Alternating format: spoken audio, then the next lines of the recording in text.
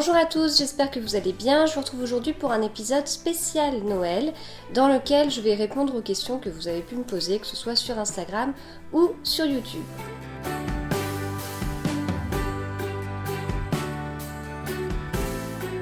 Alors, je prendrai les questions au fur et à mesure, je les ai pas classées par thème, donc voilà, on verra petit à petit, il y aura peut-être des questions qui se regrouperont, mais c'est pas grave. Alors, première question, une seule question, organiserez-vous en 2019 un cal comme Crime et Tricot? Très bonne question, on me l'a posée plusieurs fois. Alors, moi en 2019, je vais avoir des petits changements dans ma vie qui font que je tricoterai beaucoup moins. Donc voilà, j'en ai pas reparlé avec les filles, mais de mon côté, je pense que ça va être un petit peu compliqué. Ensuite, quelles sont tes aiguilles préférées? Alors, mes aiguilles préférées, c'est les Yaya Sharp. Donc les aiguilles Yaya, c'est celles qui ont un câble bleu et puis Sharp, elles sont assez pointues. Donc j'ai un kit d'aiguilles interchangeables que mon mari m'avait offert il y a 2 ans et demi, je crois. Déjà 2 ans et demi. Non, 1 an et demi. 1 an et demi. Voilà, je les ai depuis 1 an et demi. J'en suis très contente. J'ai pas eu besoin d'enrichir mon kit, quoi. Enfin, ça me convient très bien. Après, avant de passer, avant d'avoir un kit d'aiguilles interchangeables Yaya, j'avais testé avec des aiguilles fixes. Vu qu'un kit d'aiguilles interchangeables c'est quand même un certain coût, je préférais quand même tester avant. Et avant tout ça, j'avais un kit d'aiguilles interchangeables Knit Pro en bois que j'avais depuis quasiment 10 ans. Mais maintenant ça me convient moins. Je trouve que j'ai plus de mal maintenant à tricoter avec des aiguilles en bois. Je préfère largement les aiguilles métalliques et les Yaya Sharp, elles ont le bout bien pointu, donc ça m'aide bien à piquer au bon endroit, notamment quand il y a des points, quand il faut faire style 2 mailles tricotées ensemble et tout, j'arrive mieux à piquer comme il faut avec ces aiguilles là. Voilà, mais c'est vraiment un avis personnel. Alors, ensuite, pas de questions, juste un gros bisou. Merci. Quand ta petite dernière avait moins d'1 an, trouvais-tu du temps pour tricoter? Beaucoup moins. Hein, alors c'est même, avant 1 an, c'est plutôt avant qu'elle ait 6 mois. Alors j'ai ouvert mon compte Instagram je crois que c'était fin avril 2016, quand je commençais tout juste à découvrir les machines à coudre. Et ma dernière est de mi-mars, donc voilà, elle était tout bébé. À ce moment-là, j'ai découvert donc la couture, j'ai découvert aussi les perles Miyuki. Donc c'est ce que je faisais beaucoup. Au début, c'était pas mal parce que ça me permettait de m'occuper les mains et l'esprit. Et puis voilà, je pouvais faire des bracelets assez rapidement. Ça j'aimais beaucoup. Le tricot, j'ai mis plus de temps à m'y remettre. Alors j'avais toujours un tricot en cours, mais je vous avais déjà dit que j'avais beaucoup tricoté pendant la grossesse de ma dernière, vraiment beaucoup, beaucoup, beaucoup. Et une fois qu'elle est née, c'est vrai que j'ai vraiment stoppé le tricot. Et puis j'ai repris petit à petit, mais j'avais une écharpe en cours que j'avais pas terminée avant d'accoucher. Donc j'ai repris comme ça, et puis après j'ai dû lui faire un petit gilet fil d'art à manches courtes. Et puis après, je crois que j'ai enchaîné avec un top été pour moi. Mais voilà, les 6 premiers mois, effectivement, il y a eu une sorte de cassure et après ça a été mieux. Et en fait, quand ma dernière est née, elle n'arrivait pas à dormir toute seule dans sa chambre la journée. La nuit, comme tous les bébés, elle a pas fait ses nuits immédiatement, mais elle a dû faire ses nuits, je sais plus, 2 mois et demi, 3 mois. Ça reste raisonnable, mais c'est toujours trop long, mais ça reste vraiment raisonnable. Mais par contre, la journée, elle n'arrivait pas à dormir dans son lit. Donc, en fait, pourquoi 6 mois? Parce qu'en fait, les journées, pendant 6 mois, je portais ma dernière en porte-bébé et il y a que comme ça qu'elle dormait. Voilà, donc après, est-ce que c'est bien, pas bien, j'en sais rien. Avec le recul, c'est pas bien parce que ça m'a pas mal bousillé un peu de partout. Mais voilà, enfin, bref, c'est comme ça qu'on faisait. Donc effectivement, le tricot, alors des fois, j'arrivais à la voir en porte-bébé alors qu'elle dormait. J'arrivais à me mettre dans le canapé et puis à tricoter. Mais d'ailleurs, dans toutes mes toutes premières photos Instagram, je crois que j'ai quelques photos comme ça. Mais voilà, enfin le sommeil et les journées au début ont été assez difficiles et puis l'air de rien, c'est aussi la troisième. Hein. Mais après, une fois que le sommeil est rentré dans l'ordre, une fois qu'elle a réussi à dormir dans sa chambre sans avoir peur, sans voilà, là ça a été, elle avait besoin de ce contact. Alors les week-ends, mon mari prenait la relève, hein, il prenait le porte-bébé avec ma dernière de temps et voilà. Et puis elle a eu besoin de ça, peut-être pour la rassurer, je pense. Et puis une fois que ça a été bon, une fois qu'elle a pu dormir dans son lit toute seule, après les journées ont changé, elle a commencé à avoir un rythme de sieste et tout. Et puis le rythme de sieste aide aussi à pouvoir tricoter un peu davantage dans les journées. Hein, même si je ne fais pas que ça, même si j'ai 3 enfants, etc. Hein. Voilà.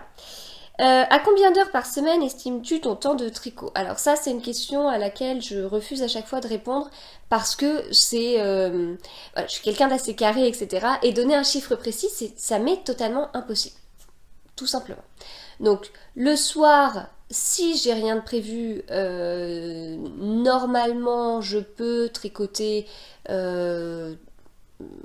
2 à 3 heures le soir.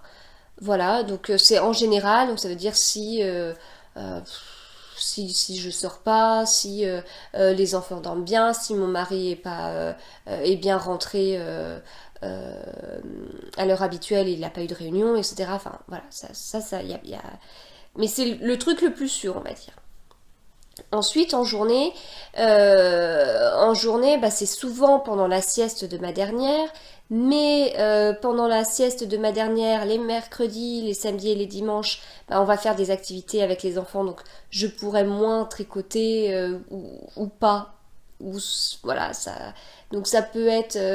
Et puis après, lundi, mardi, jeudi, vendredi, ça dépend de ce que je fais à ce moment-là. Enfin, il y a pas mal, des fois, il y a pas mal de trucs à régler, il y a pas mal enfin, je sais pas, des mails, des machins, enfin, pas forcément liés à. Liés au tricot ou autre, hein, mais voilà, il y a tout des petits trucs à régler, des petits trucs à ranger.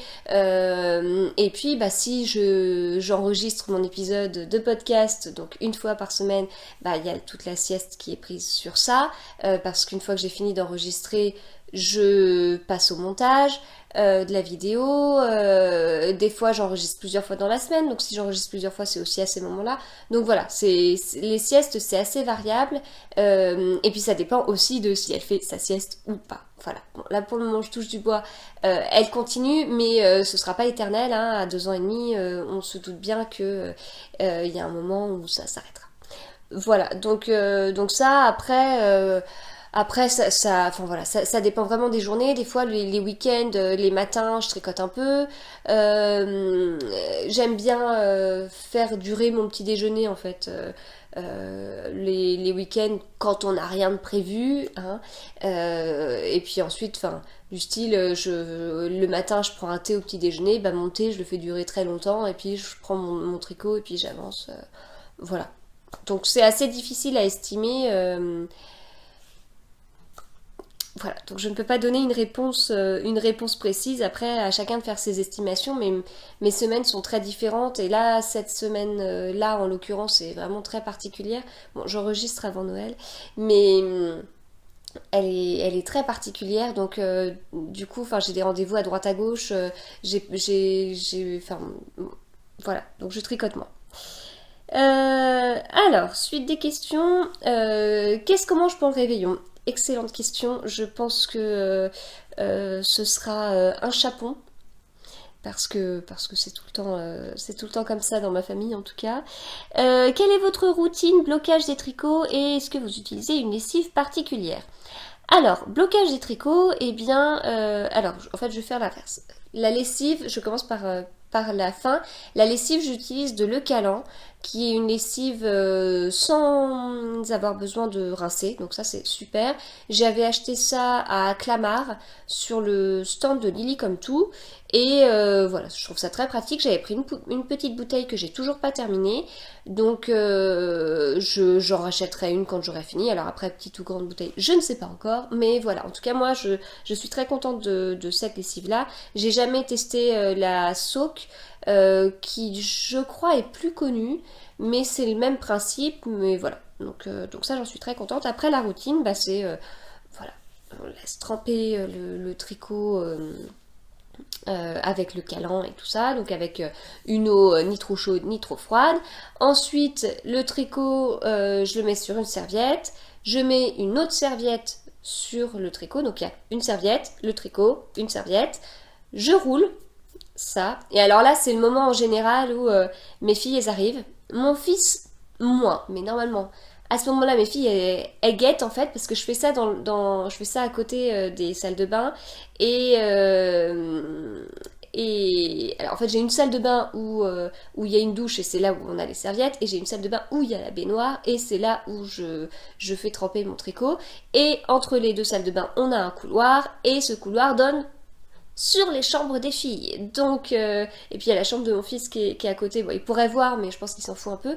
Mais en général, les filles, elles arrivent, elles enlèvent les chaussettes et voilà, on roule, enfin, je roule les serviettes avec le tricot entre, et puis allez hop, on piétine. Donc c'est chacun son tour en fait. Il y en a une qui piétine. En général, c'est ma dernière parce qu'elle ne peut pas attendre. Donc elle piétine, elle finit son tour, elle fait la queue derrière, et ma grande, elle piétine. Elle finit son tour et puis je piétine. Et puis voilà. Et puis ensuite, je piétine, puis je tourne un petit peu pour piétiner sur plusieurs faces, quoi. Et alors ça, c'est super pour essorer. Enfin, vraiment... alors, notamment la fingering, parce que les laines plus grosses, c'est plus long à sécher et tout, mais une fois qu'on a fait ça sur la fingering, franchement, c'est... alors l'été, ça peut sécher en 2 heures. Bon, là, l'hiver, ça va un petit peu plus long. Mais voilà, et donc après, je pose mon tricot bien à plat sur, alors soit des tapis de gym, soit des espèces de puzzles en mousse là. Donc je pose ça comme ça. Si c'est un pull, je ne mets pas d'épingle ni de peigne de blocage. Si c'est un gilet, je mets des peignes de blocage juste là, sur la patte de boutonnage pour que les deux pattes soient bien l'une sur l'autre.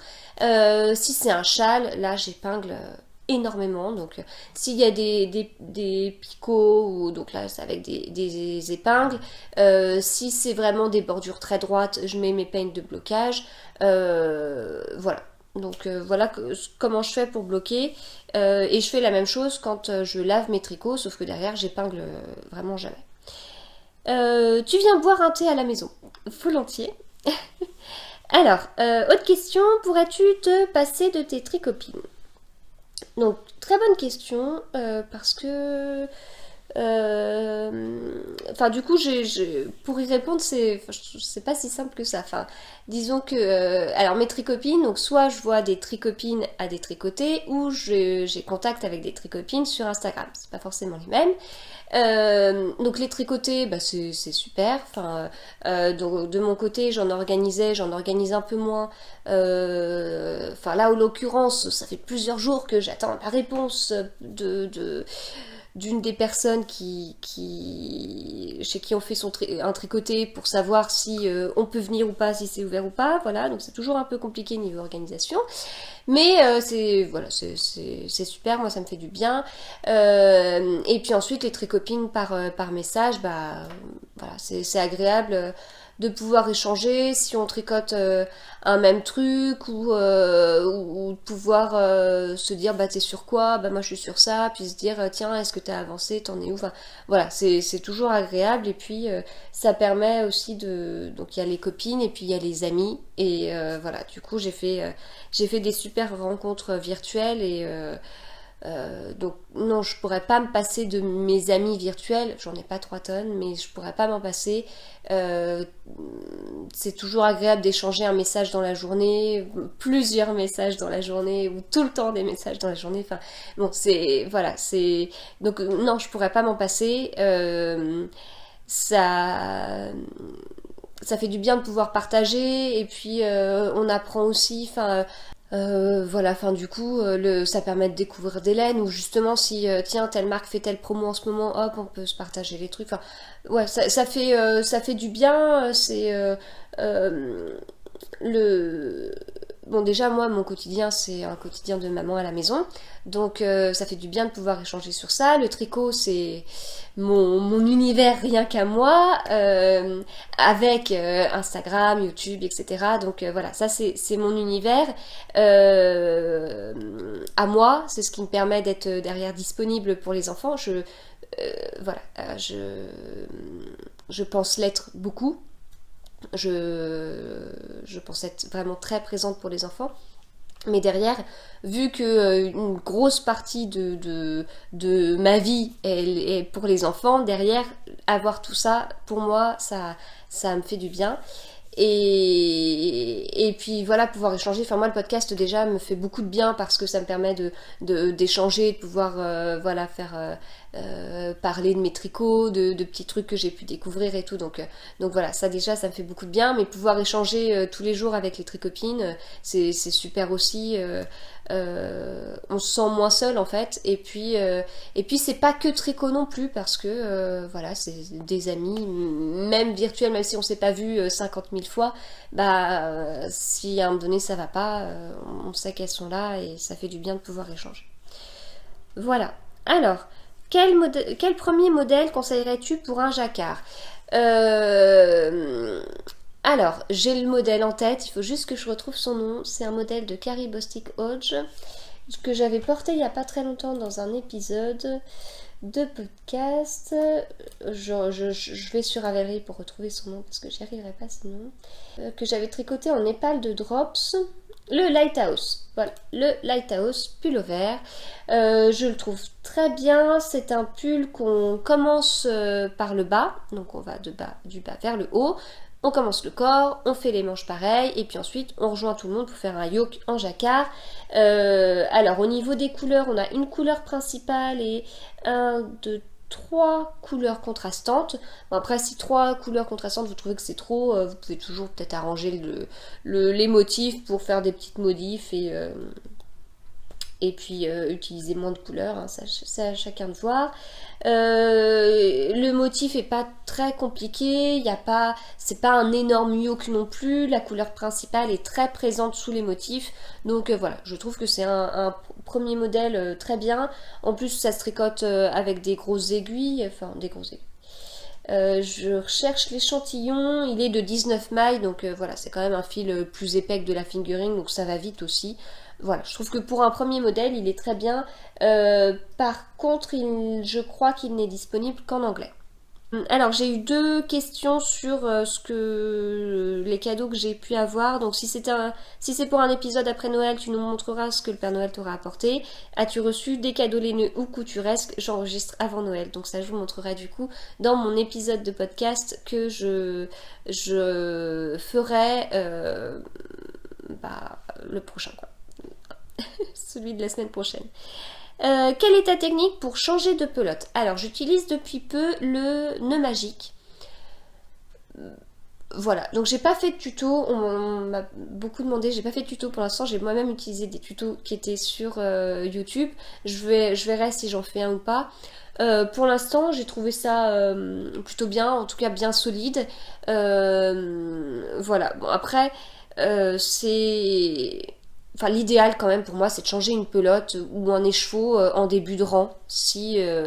Ou si jamais on tricote en rond et que c'est un pull, plutôt sous l'emmanchure, quoi. Enfin, voilà, c'est ce qui me paraît le plus discret. Après, si c'est pas possible pour X raisons, du coup, j'utilise la technique du nœud magique que je trouve pas mal et surtout bien solide, quoi. Alors, quelle est la laine que tu as testée et qui tient le mieux dans le temps et la laine que tu as testée et qui n'a pas tenu du tout? Alors, la laine que j'ai testée et qui tient le mieux dans le temps, j'aurais un peu de mal à le dire parce que je n'ai pas... Il y a quand même pas mal de tricots que j'ai pas énormément porté pour des raisons personnelles que je ne détaillerai pas, mais C'est des tricots que j'ai prévu de porter l'année prochaine de façon très très intense. Donc je verrai à ce moment-là l'année prochaine. En gros, c'est comme si je tricotais tout un stock qu'ensuite je porterai énormément et à une période où j'aurai moins de temps de tricoter. Voilà. Et la laine que j'ai testée et qui n'a pas tenu du tout, bah en fait, j'ai envie de dire la Flora de Drops. Alors, pas tenu du tout parce que elle a enfin, elle a fait beaucoup de peluche, quoi, voilà. Donc, il a fallu pas mal que je brosse mon tricot. Et puis, elle a vite aussi feutré par endroits. Euh, donc notamment tout là quoi là pareil donc voilà du coup j'en suis pas hyper satisfaite de la Flora de Drops. Si je devais me tourner vers une fingering en Drops, du coup j'irais plutôt vers la Nord que la Flora. Après la Népal elle a la réputation de pas mal faire de peluche aussi, mais ça va, ça me dérange pas. En fait, la Flora, c'est que si je dois porter... Alors là, pour le coup, mais j'ai un gilet, notamment le Trellis de Lily Come To en Flora, que j'ai beaucoup porté, celui-là. Bon, c'est de la Flora aussi, c'est pas une jolie laine. Mais... Enfin voilà, je l'ai beaucoup porté. Et en fait, il y a des moments où je n'ose pas le porter, tellement je trouve que il n'a pas bien vieilli, quoi. Voilà. Après, y aura-t-il un autre Calcrimé Tricot en 2019? Donc ça, du coup, j'ai répondu tout au début. Combien de temps passes-tu sur un gros tricot, sachant que tu en as sélectionné 16 pour 2019? Eh bien, c'est une excellente question à laquelle, encore une fois, je suis désolée, je vais avoir du mal à répondre. Parce que, si vous me suivez, vous savez que je tricote 50 000 trucs en même temps. Et donc, savoir combien de temps... Déjà, j'ai du mal à me rendre compte de combien de temps je tricote par semaine. Parce que voilà, ça change tout le temps. Ensuite, je n'ai pas envie de compter le nombre d'heures que je tricote par semaine ou le nombre d'heures que je tricote tel ou tel projet, parce que j'aurais peur de me déprimer en fait. J'aurais peur de me dire, tiens, j'ai tricoté autant de dizaines d'heures pour un pull, est-ce que ça en valait le coup ou je sais pas. Enfin, j'aurais peur d'une espèce de remise en question sur le tricot. Donc j'ai pas trop envie de compter vraiment le nombre d'heures comme ça. Après, combien de temps ça peut être au niveau des journées, etc. Ça, c'est, j'aurais du mal à le dire. J'aurais vraiment du mal à le dire. Quoi qu'il en soit, je tricote avec la méthode continentale et ça me permet de tricoter plus vite. Voilà, donc pour moi c'est mieux. Enfin, la méthode continentale me convient tout à fait. Elle m'a permis de diminuer des douleurs et gna, et aussi je tricote plus vite. Donc vu que j'ai 50 000 envies, j'ai envie de dire j'ai pas craché dessus, hein, sachant que c'était une méthode qui me permettait de tricoter plus vite. Voilà, j'ai mis 2-3 jours pour vraiment bien m'y mettre et prendre le truc, alors que ça faisait un paquet d'années que j'avais tricoté avec ma main droite en lâchant mon fil. Enfin bref. Mais voilà, la méthode continentale m'aide énormément. Après, vraiment combien de temps? Bah écoutez, on attendra que je repasse en mono en cours pour voir comment ce sera. Et encore à la limite, quand je repasserai en mono en cours, c'est que je pourrai moins tricoter. Donc ce sera tout aussi difficile d'estimer. Voilà. Après, comment t'organises-tu pour avoir le temps de tricoter, coudre avec 3 enfants? Et comment éviter la frustration de ne pas avoir le temps de faire tout ce qu'on aimerait? Alors, comment je m'organise pour coudre avec 3 enfants? Eh bien, en fait, je couds le dimanche après-midi. Euh, voilà, en général, je peux coudre à ce moment-là. Des fois, j'arrive à coudre le samedi matin s'il n'y a rien de prévu, mais là, en ce moment, c'est un peu compliqué le samedi matin. Donc voilà, c'est plutôt rare. Ou le dimanche matin, pareil, si jamais les enfants jouent chacun dans leur chambre, ou pas chacun dans sa chambre, mais plusieurs dans une chambre, et que ça se passe sans dispute et tout, je peux coudre puisque je couds dans notre chambre qui est à côté des autres chambres. Voilà. Donc je peux faire comme ça. Sinon, je couds le dimanche après-midi et sur un temps assez restreint. Quand c'est les vacances, j'arrive à coudre un petit peu plus. Donc voilà comment je m'organise pour coudre. Donc pas très bien, hein, puisque j'ai pas énormément de créneaux couture. Après, comment est-ce que je m'organise pour tricoter avec 3 enfants? Eh bien, je tricote pendant la sieste, donc la semaine.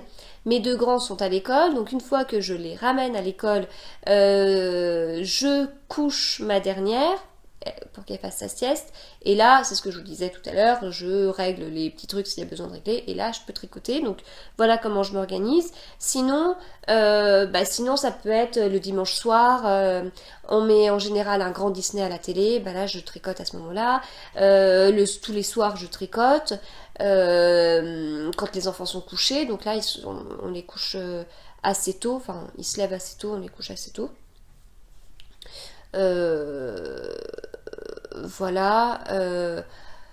Après, sinon ça peut être parfois pendant qu'on fait les devoirs, mais de ma grande, mais bon, ça dure pas non plus 3 heures, quoi. Voilà, ou quand ils font des activités, si les 2 grands, pendant la sieste de ma dernière, font des activités manuelles où ils sont assez autonomes, bah, je peux tricoter à ce moment-là. Sinon, je tricote dans les salles d'attente aussi, parce que j'ai pas mal de salles d'attente chaque semaine, donc là, ça me permet de tricoter. En plus, si je suis dans des salles d'attente avec ma dernière, c'est souvent des salles d'attente où il y a des jouets, donc voilà, 2 fois par semaine, elle joue au Lego dans une certaine salle d'attente, et je tricote à ce moment-là, même si ça dure pas des heures, voilà, c'est comme ça. Voilà, mais en fait, je peux sortir mon tricot même pour 5 minutes. Enfin, je tricote aussi en voiture quand mon mari conduit. Bon, on n'est pas avant qu'on sort, enfin, on sort pas non plus énormément tous les 5.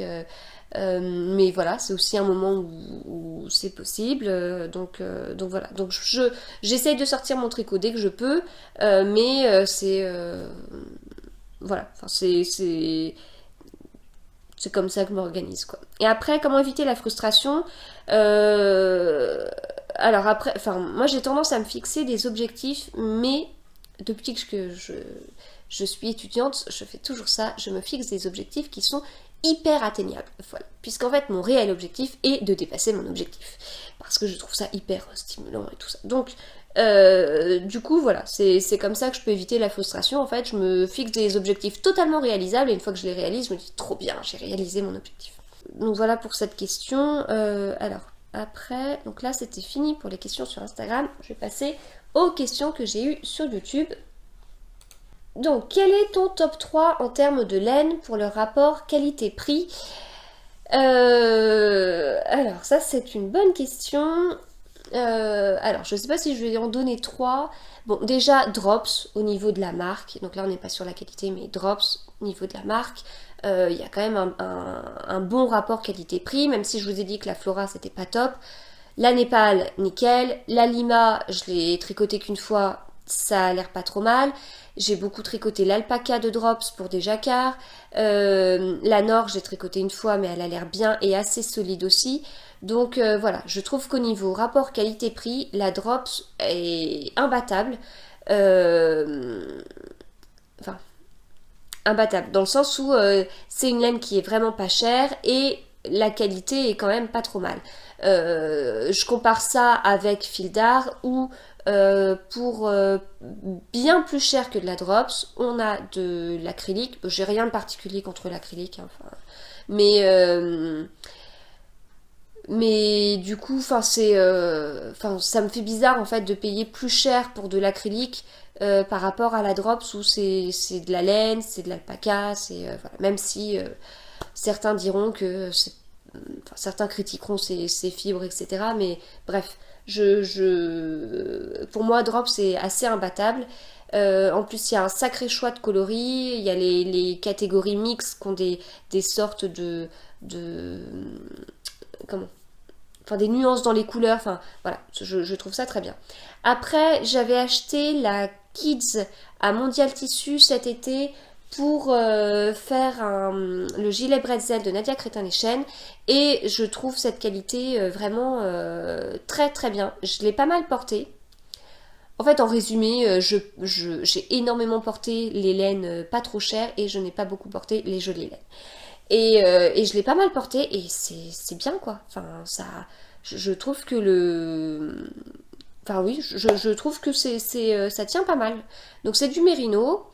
Après, enfin je l'ai fait cet été. Je l'ai pas mal porté depuis, je suis pas non plus sur un tricot de 50 ans, hein, enfin, donc il faudra voir aussi au fur et à mesure, mais là ça tient pas mal. On n'est pas sur un même prix que la Drops, mais c'est un intermédiaire à de la laine teinte-main, surtout que c'est de la laine sport.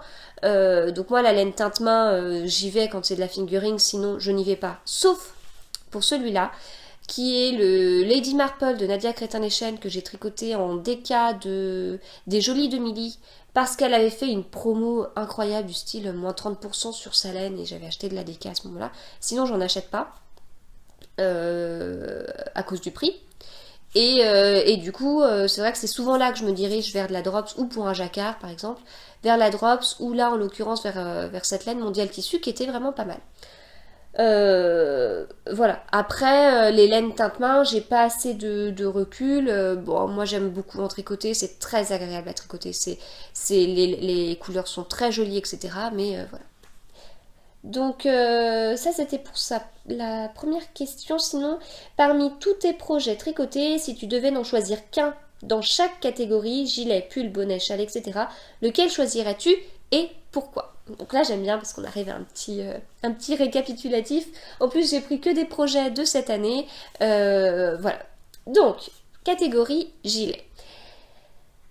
Catégorie gilet j'en ai deux, mais bon. Le premier, c'est le Winterfell cardigan que j'ai tricoté avec les laines de Ludivine, Arco Iris Yarn. Donc c'est un modèle de Catherine Schneider et c'est terrible la lumière. Et j'aime beaucoup, beaucoup, beaucoup le porter. Voilà. Alors, je pense que c'est notamment par la couleur qui est assez passe-partout et puis le modèle qui est simple mais avec ce jeu de mailles croisées et tout. Enfin, franchement, je l'adore. Donc celui-là, je l'ai porté plusieurs fois, mais pas à la maison, hein. Donc celui-là, voilà, je l'aime beaucoup. Et puis bah, le Lady Marple que j'aime beaucoup aussi. Donc le Winterfell Cardigan, c'était de la fingering. Donc je trouve que vraiment cette histoire de mailles croisées, ça joue beaucoup. Et donc là, le Lady Marple de Nadia Crétin-Lechen, c'est pareil, c'est un gilet pardon, que j'aime beaucoup. Donc avec sa dentelle, il a été super rapide à faire. Et puis c'est vrai qu'avec la laine, les Jolies de Milly, ça rend plutôt bien. J'ai prévu d'en faire un autre. Je trouve qu'un gilet comme ça, c'est assez sympa d'en avoir plusieurs. Bon, j'ai tiré les rideaux. On est un peu plus dans le noir, mais c'était un peu pénible de voir le reflet. Alors, catégorie pull. J'ai sélectionné le Zestoff de Nadia Crétin-Lechen dans ce coloris franc ocre de Malabrigo. C'était de la qualité Rios, si je ne me trompe pas. Je sais plus. Voilà, donc ce pull, je l'adore, je l'adore, je l'adore, je l'adore, je l'adore. La couleur est assez flashy. En plus, j'ai fermé les rideaux juste au moment où je vous montrais cette couleur flashy. Ça atténue un peu les choses, mais elle est flashy, mais en fait, ça ne me gêne pas du tout, du tout, du tout, du tout de porter cette couleur. Et c'est intéressant parce que j'étais en train de réfléchir à un jacquard, coucou Alice si tu passes par là, à un jacquard peut-être avec un peu ce style en couleur principale et je me disais est-ce que je vais porter ou pas par rapport à du noir, mais non en fait, il n'y a pas de souci, franchement ça me pose aucun souci de porter ce pull. Enfin on n'est pas non plus sur un jaune fluo, enfin je ne critique pas les personnes qui portent du jaune fluo, mais moi j'aurais peut-être plus de mal, mais celui-là j'ai aucun souci, enfin voilà, j'adore le vert, mais le jaune moutarde, mon dieu, qu'est-ce que j'adore cette couleur. Voilà, donc en plus il était sympa à faire comme pull. On avait organisé un cal avec MJ sur ce pull. D'ailleurs le Winterfell cardigan, on avait organisé un cal avec Alice et Magali. Et ce gilet, je l'avais fait pendant le cal Crime et Tricot. Voilà, donc ce pull, j'adore. Enfin, j'adore la forme, j'adore le point. Enfin, ça fait un pull hyper travaillé, quoi. Et puis c'est raglant C'est grand raglant comme ça, enfin j'adore. Voilà. Donc ça c'était pour la catégorie pull. Je passe à la catégorie bonnet. Bon, il n'y a pas trop de surprise, je pense. C'est le bonnet d'Armel, emporté par le vent, parce que c'est le bonnet qui m'a demandé le plus de travail. Il est assez long à faire par rapport à tous les points, mais le résultat est là, quoi. Voilà, et c'était un bonnet qui se commençait par le haut, donc j'aime beaucoup le porter. Et alors, il faut savoir aussi que c'est mon premier bonnet. Ah non, j'en avais fait un autre. Mais c'est l'un des rares bonnets que j'ai en mérino. Et c'est très agréable à porter. Parce que j'ai quand même certes... Alors moi, je ne suis pas sensible, sauf sur la tête. Et j'ai quelques bonnets qui me gratouillent un peu. Et celui-là, pas du tout. Voilà, j'en ai un autre en fait que j'avais fait en mérino, un mérino que j'avais teint. C'était un modèle de Melody Hoffman, je sais plus le nom, mais voilà. Donc ça, et puis la couleur en fait, là j'aime cette couleur. Alors ces derniers temps, je l'ai porté avec le châle Cosmic Remix de Nadia Crétin-Lechen que j'avais tricoté en bébé mérino de Fonty rouge. Et alors j'ai pas poussé le truc à avoir le châle de la même couleur que mes bonnets pour avoir un bel ensemble, mais caramel et rouge, ça j'aime beaucoup, vraiment j'aime beaucoup. Donc ça c'était le bonnet. Et le châle, alors j'en ai fait, hein, cette année j'ai fait quand même pas mal de châles. J'ai designé ou co-designé des châles lors de Mystérical, enfin c'est... Voilà, ça a été... c'est vrai que cette année j'ai fait beaucoup de châles. Et enfin, à un point où je me suis dit, mon Dieu, mais c'est pas possible, comment je vais faire pour tous les porter? Bah, en fait, c'est pas un problème. Hein, c'est pas un problème. Déjà, ils ont tous des longueurs différentes, donc ça aide, selon s'il fait très froid, pas très froid, etc. Et puis les couleurs, enfin, et puis c'est des périodes en fait. Le Cosmic Remix, jusqu'à présent, je l'avais pas trop porté, j'avais pas trop envie. Et puis là, c'est le Cosmic Remix. Ça m'a fait ça avec... j'ai rapidement porté le châle Les Vacances d'Hercule Poirot. Et puis là, je le pose et j'en prends d'autres. Mais voilà, enfin c'est... j'aime avoir le choix au niveau de mes châles. C'est un vrai bonheur en fait de fouiller, tiens, qu'est-ce que je vais mettre. Alors, j'ai pas 50 000 paires de chaussures. Mais par contre, les châles, j'en ai plein et j'aime choisir. Donc malgré tous les designs, tous ceux... Alors il y a le Mystérical de la Chambre des Secrets et le Mystérical qu'on avait fait pour le Calcrim Tricot. C'était ces deux Mystéricals qui donnent des châles à histoire que... Enfin qui du coup pour moi sont très importants parce que quand je le porte, je pense à cette histoire, je pense à l'enchaînement des points, oui, à la petite histoire qu'il y avait derrière, enfin pas forcément l'histoire de la création du châle, mais l'histoire pour la Chambre des Secrets, l'histoire des mythes, d'abord c'est Serpentard, enfin voilà, cette petite histoire-là. Pareil pour le châle Hercule, enfin pour le châle, le Crime du Tricot Express, on commence par Hercule Poirot avec ses petites cellules grises et pourquoi, et puis Miss Marple avec le point dentelle ou des mailles croisées si vous avez choisi ça, le point illusion parce que c'est Sherlock Holmes. Enfin, voilà, je pense à cette histoire-là et en fait quand je porte, je porte pas un châle, non, je porte un châle qui traîne un petit, enfin pas un roman mais une petite mini nouvelle derrière. Enfin voilà, c'est des châles très littéraires quoi. Donc voilà. Après. Il y a les vacances d'Hercule Poirot avec les jolies couleurs de la maison Corlaine qu'elle avait créé pour le cal du crime, enfin pour le cal crime et tricot. Donc c'est pareil, ça a vraiment. Enfin, je porte mon châle les vacances d'Hercule Poirot fait avec les couleurs Hercule et Jane. Enfin voilà, ça c'est génial. Puis il y avait une histoire derrière avec Clamart, Alice et compagnie. Donc voilà, c'est encore plus important. Il y a le châle Un dimanche à Versailles que j'avais créé pour le bac option tricot. Donc voilà, là il y a aussi toute une histoire derrière, mais là c'est plus l'histoire de la création de ce châle. Et puis voilà, enfin il y a le Cosmic Remix, c'était un test. Le châle Arali aussi, j'aime beaucoup le châle Arali de Bérangère Caillot que j'avais testé cet été, qui avait été très agréable à tricoter et que j'aime beaucoup porter. Le Mindering Shawl, alors celui-là, qu'est-ce que je le porte quand il fait froid. Donc le grand châle en brioche où j'avais terminé par un point d'un châle de Knit Graffiti. Voilà, un vrai plaisir à porter parce qu'il est... Enfin, je me mets dedans. Il est ultra chaud en fait. La brioche, c'est ultra chaud. Donc j'aime beaucoup. Le Five Roses aussi, très doux, avec la qualité allure de la bien-aimée. Je vous refais tous les châles là. Le Morag. Alors, le Morag, c'était mon premier test pour Nadia Crétin-les-Chênes, déjà. Et en plus, j'avais tricoté avec les laines Skein Queen. Et les laines Skein Queen, ça a été pour moi la révélation de l'aiguille en fait, parce que mais, qu'est-ce que c'est doux! C'est vraiment une qualité ultra douce, quoi. Donc du coup, j'aime beaucoup le porter, beaucoup, beaucoup. Alors là, je porte un peu moins parce que il fait trop froid, mais et que je suis frileuse, mais voilà. Donc j'en suis à 1, 2, 3, 4, 5, 6, 7, 8. Donc je vous parle du Mystérical de la Chambre des Secrets, mais c'était une étole. Donc 8 châles ou étoles tricotées, mais je vous ai pas parlé du 9e. Et c'est celui que j'ai sélectionné. Ouais, c'est vrai que j'ai pioché vraiment dans les projets 2019, mais celui que j'ai sélectionné parce que...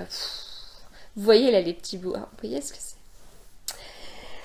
C'est le Texture Time de Steven West. Voilà. C'est mon châle de l'année, quoi. Alors, bizarrement, à porter, c'est moins évident parce qu'il y a un côté... Enfin, l'autre fois, j'étais dans un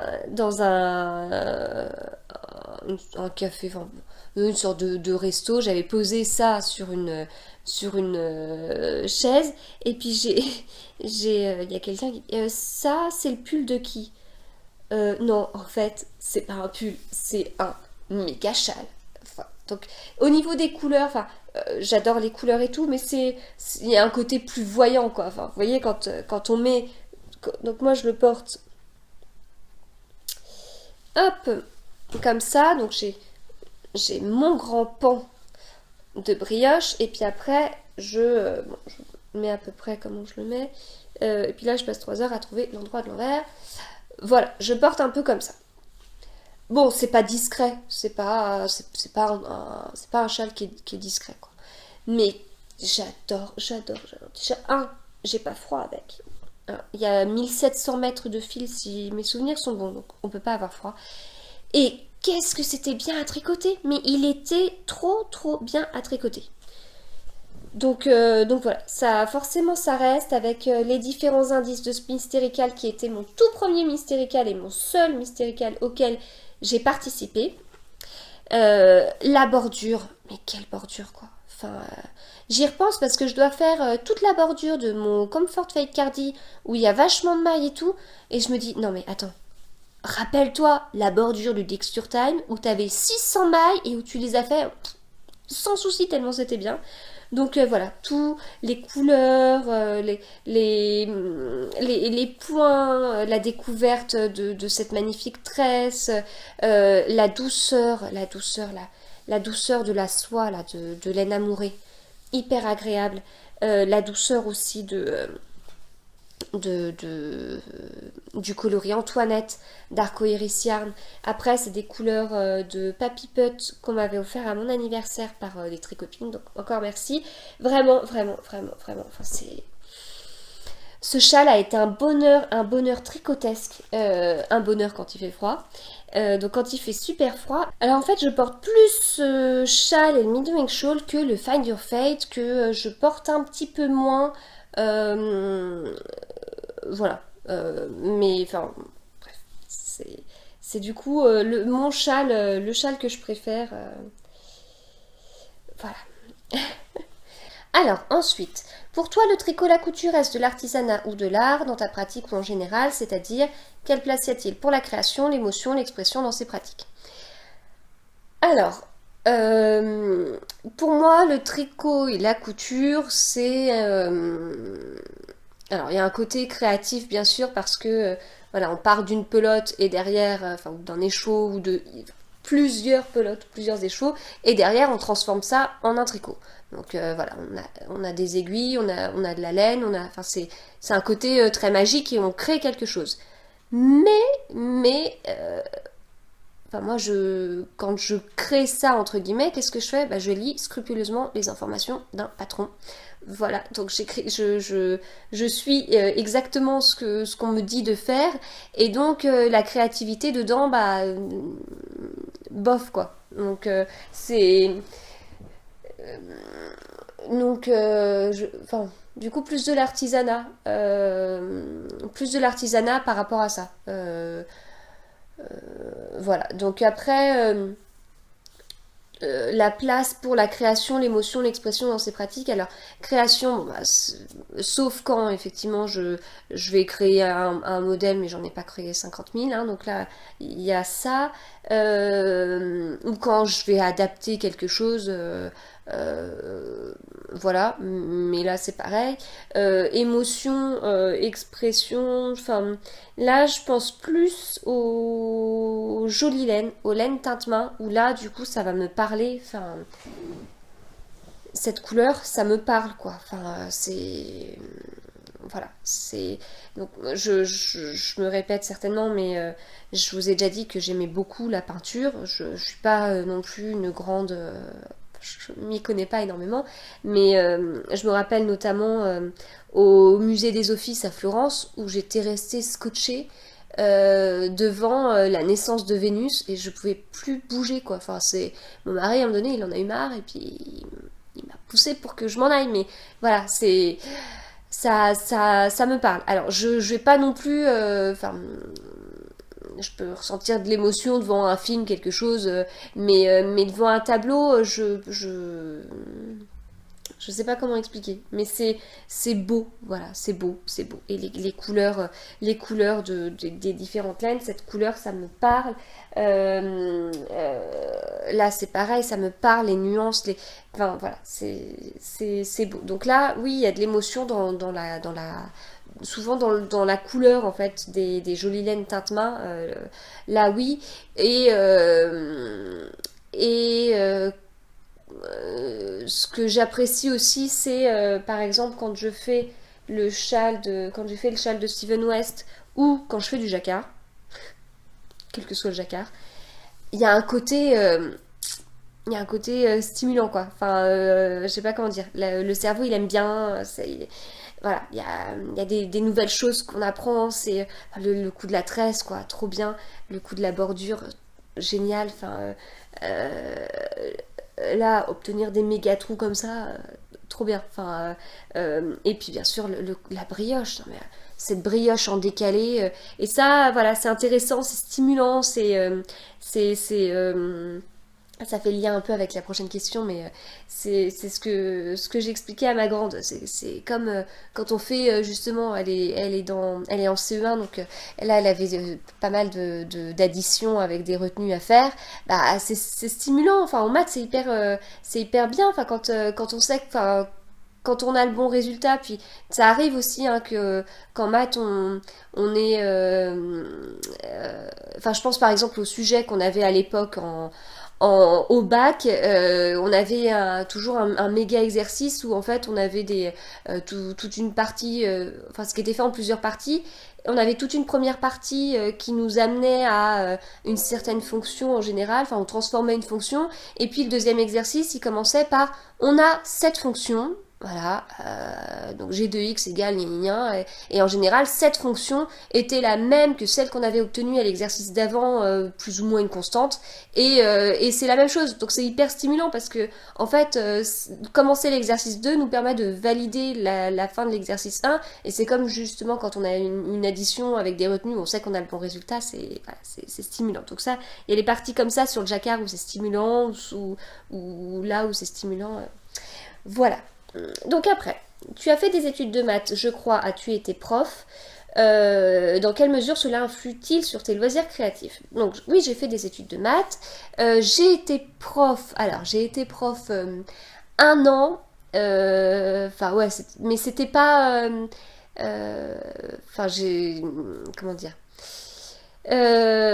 C'était en plus de mon boulot en CDI quelque part. Enfin voilà, c'était un complément de mon CDI qui était déjà un CDI dans les maths et tout ça, mais voilà, j'enseignais certains cours très très particuliers en fac. Dans quelle mesure cela influe-t-il sur tes loisirs créatifs? Bah voilà, en fait, c'est un peu enfin, comme je vous dis, déjà, il y a ce petit truc intellectuel, quoi, ce petit jeu de logique, ce petit jeu.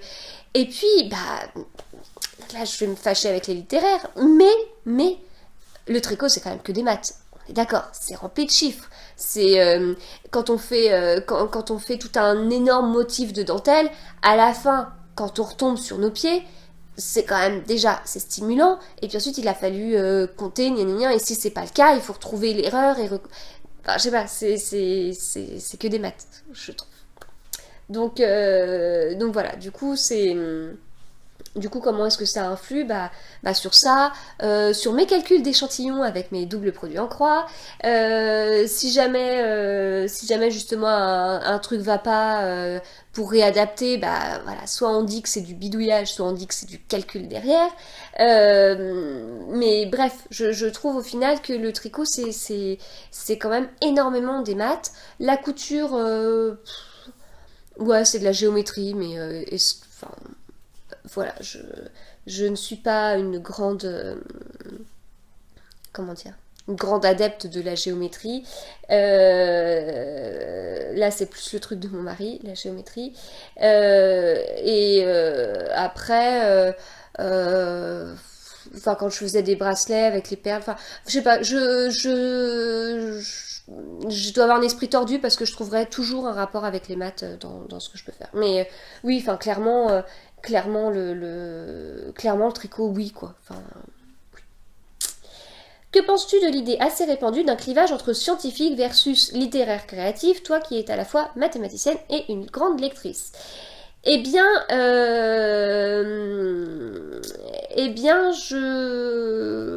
je trouve qu'il y a quand même, je trouve qu'il y a quand même, c'est un peu vrai. Enfin, euh, parce que moi, je suis plutôt scientifique. Après, oui, je suis une grande lectrice, mais je lis quoi? Je lis des livres, des romans policiers. Voilà, je lis ce qu'il y a de plus carré et de plus matheux dans les livres, quoi. Je vais pas pouvoir. Alors, oui, il y a des livres littéraires que j'aime bien. Comme ça, j'arrive même pas à vous dire, mais euh, ah bah les Ken Follett. Là, le siècle, la trilogie du siècle, c'est pas trop matheux. Donc là, oui, d'accord. Mais ça bouge quoi. Enfin, c'est pas trop lent, je trouve. Ça, c'est assez dynamique. Je vais pas pouvoir lire du Émile Zola et vous dire à quel point c'était bien et que j'ai repéré toutes les figures de style. Non. Enfin, donc, du coup, je suis plus dans la catégorie scientifique que littéraire et créatif. Et du coup, je me considère pas comme créatif puisque, comme je vous dis, pour moi, le tricot, je vais prendre bêtement les explications et les appliquer. Et si jamais ça va pas, je refais un petit calcul pour que ça aille. Donc c'est une démarche hyper scientifique et pas créative. Voilà. Après, quand j'étais au lycée, j'adorais les maths, j'adorais le français parce que le français c'était de la littérature. Donc j'ai trouvé que c'était très intéressant, les textes qu'on pouvait étudier et tout. Enfin, j'avais présenté au bac parmi tous les textes et tout ça, Le jeu de l'amour et du hasard de Marivaux. Je l'ai lu 5 fois quand j'étais en première. J'ai adoré, je l'ai adoré. Par contre, on avait un Zola Germinal. Germinal, par contre, c'était quand même différent. Hein. Donc, euh, donc voilà, mais j'avais trouvé ça très intéressant. Après, en première, on étudie les textes avec les figures de style, etc. Il y a des fois où quand on étudie un texte avec une figure de style, quand on nous dit, tiens, vous voyez, l'auteur a mis cette figure de style parce qu'il voulait faire ça, j'avais tendance à me dire, ça se trouve, il a mis la figure de style, il s'en est même pas rendu compte que c'était une figure de style, et c'est très bien passé, il trouvait que c'était joli, ou je ne sais quoi, et voilà, ou les répétitions, enfin, bref. Donc voilà, des fois pour moi, il y avait un peu de hasard, mais bon. Mais je me considérais pas littéraire pour autant. Et notamment à l'oral du bac de français, je suis tombée sur une poésie, mais j'ai pas eu de bol. Enfin, et pour l'oral du bac de français, et pour l'oral du latin, j'ai pas eu de bol parce que je suis jamais tombée sur mes textes préférés. Parce que si j'étais tombée sur le jeu de l'amour et du hasard, mais ça aurait été trop trop bien. Et en latin, je voulais tomber sur Sénèque, mais non, non. Donc pour le français, j'étais tombée sur une poésie. Et c'était pas la poésie, voilà, c'était pas mon truc. Et à la fin, il y avait des questions et les miens. Et une des questions, c'était que pensez-vous de la place des poètes dans la société? Et donc, moi, pas trop littéraire, j'ai dit que de toute façon les poètes étaient exclus de la société et que c'était bien de leur faute parce que c'était eux-mêmes qui s'excluaient de la société. Voilà, j'avais développé mon truc, j'étais sortie, c'était mon père qui était venu me chercher, j'étais mais j'ai raté mon oral, j'ai dit ça, mais tu te rends compte, j'ai dit ça à une prof de français que c'était... que les poètes c'était bien de leur faute s'ils étaient comme ça, puis en fait au final j'ai eu une bonne note, mais voilà, c'était pas trop mon truc, même si j'aimais bien justement le français sur la partie littérature, mais voilà, fallait pas trop aller loin. J'avais adoré le latin en terminale, parce qu'en fait le latin c'était la même chose que le français. C'était de la littérature en fait, sauf qu'on ajoutait la partie de traduction, mais en latin j'ai toujours préféré ça à la partie civilisation. J'aimais beaucoup l'allemand. Voilà, donc c'était maths, français, latin, allemand. Donc ça fait voilà, mais scientifique, je sais pas si, enfin oui scientifique, mais en même temps la physique chimie c'est moins mon truc. Voilà. Donc oui, je trouve qu'il y a, enfin, même si j'aime bien même si j'aime bien lire, je trouve que mon côté que quand je lis, c'est un côté très scientifique dans le sens où, comme je vous dis, c'est des romans policiers ou je vais pas m'attarder sur une longue figure de style. Donc je pense qu'il y a quand même un petit, enfin pas un clivage, c'est-à-dire que euh, bon, par exemple, ma sœur est très littéraire, clairement. L'esprit, on n'a pas du tout le même esprit. Et du coup, des fois, la communication n'est pas toujours facile. Enfin, on n'a pas le même esprit. Voilà. Voilà. Ta pratique du tricot, de la couture, a-t-elle pour toi un aspect éthique? Dans quelle mesure? Alors, non, pas trop. Pas trop. J'avoue que je suis... alors, je sais que c'est très à la mode.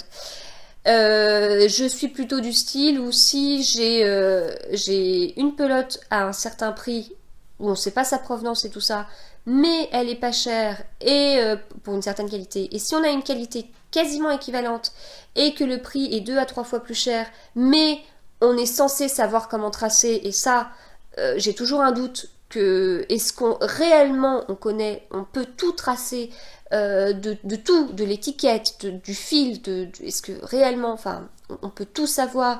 Et derrière, si on fait ça en utilisant, si on va tricoter cette laine en utilisant des aiguilles, quand on n'a pas su tracer le processus de production de l'aiguille, ça me paraît bizarre. Du coup, entre les deux, je choisis la pelote qui est pas chère.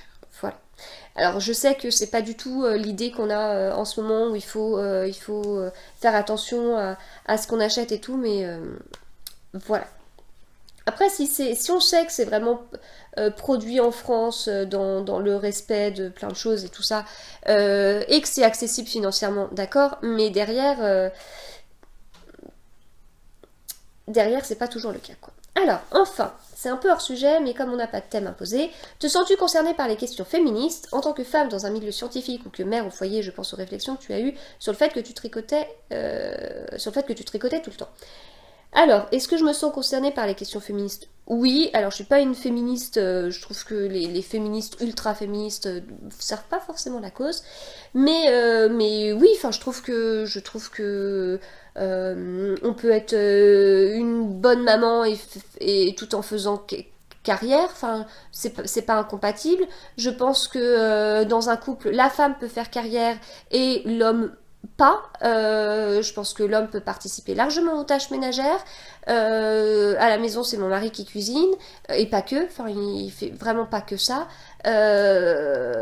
Donc, est-ce que je me sens concernée? Oui, un peu, parce que, enfin, du coup, c'est déjà arrivé qu'on ait des critiques sur ça, parce que on a affaire dans notre entourage proche, sans désigner personne, à des personnes qui n'ont pas du tout vécu comme ça. Et pour eux, c'était normal que la femme reste à la maison et qu'elle s'occupe de toutes les tâches ménagères toute seule et qu'elle se lève pour débarrasser la table pendant que le mari dit fais ci, fais ça. Voilà. Ça, c'est Enfin, moi, c'est pas possible, quoi. C'est hors de question.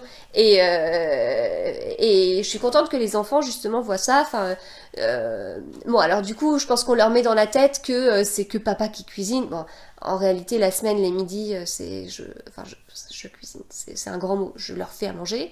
Mais voilà, je trouve ça bien. Donc oui, je vois pas pourquoi il y a certaines choses qui seraient que pour les femmes et pas pour les hommes. De la même façon, je trouve que je trouve que mon mari peut s'occuper des enfants autant que moi et tout ça. Même si on est différent avec mon mari et on n'apportera pas la même chose aux enfants ou ils nous poseront pas la même question. Mon fils, il est vachement dans comment ça fonctionne et gna gna.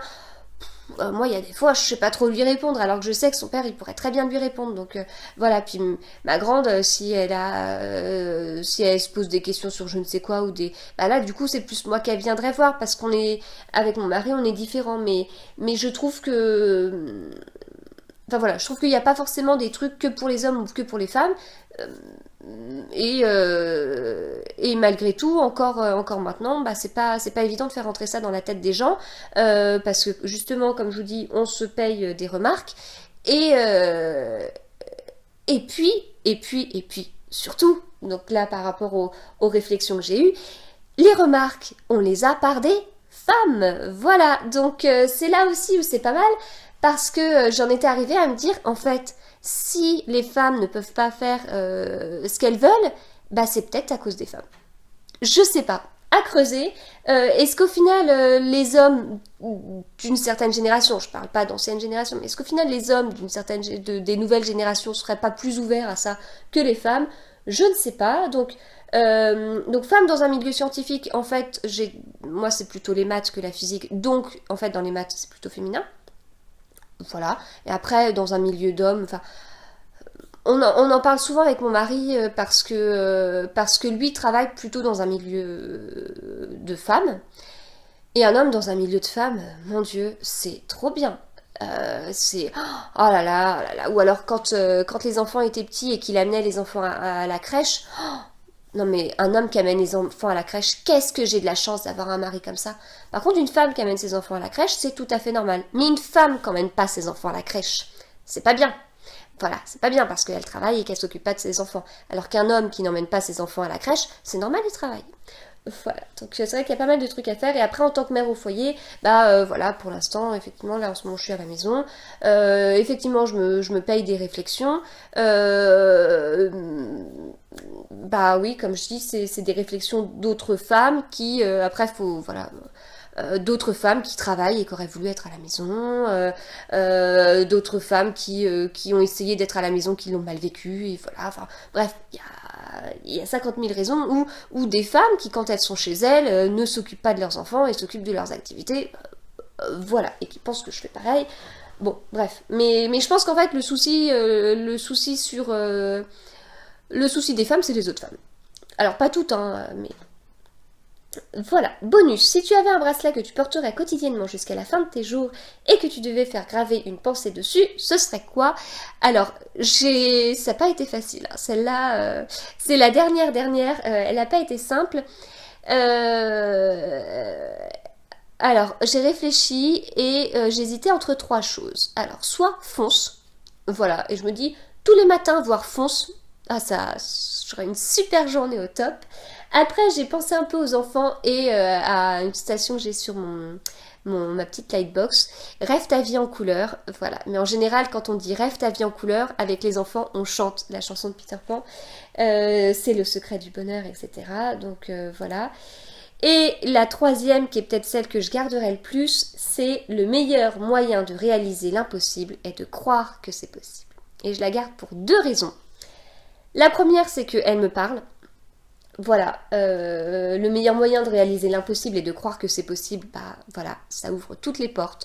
Ne pas se mettre de barrières, enfin, ne pas croire que telle ou telle chose est inaccessible ou autre, enfin, ça me correspond bien et voir tous les matins quelque chose comme ça, je trouve que ça aurait le même effet que Fonce en fait.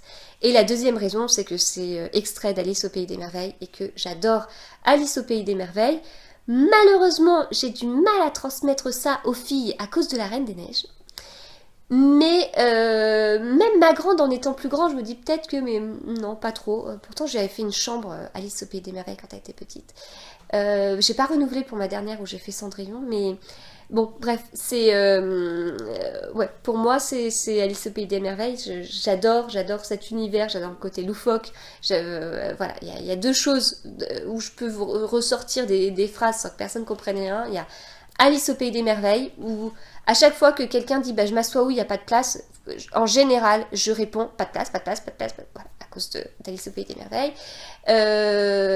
Donc il y a deux ou trois phrases que je pourrais sortir où on comprend pas d'où ça vient. Donc Alice au Pays des Merveilles, Friends, bien sûr, où je connais les épisodes par cœur, et Oh I Met Your Mother.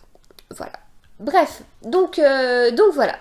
Du coup, j'ai terminé. J'espère que cet épisode vous aura plu, comme ça sort un petit peu de l'ordinaire. Je l'enregistre avant Noël, donc c'est possible que d'ici là, j'ai d'autres questions auxquelles j'ai pas pu répondre puisque j'ai enregistré trop tôt. Donc, je garderai ces questions et j'y répondrai au prochain épisode. Je vous souhaite du coup de bonnes fêtes de fin d'année, une suite de bonnes fêtes de fin d'année. J'espère que Noël s'est bien passé et je vous dis à la semaine prochaine pour un épisode de podcast plus classique. À bientôt!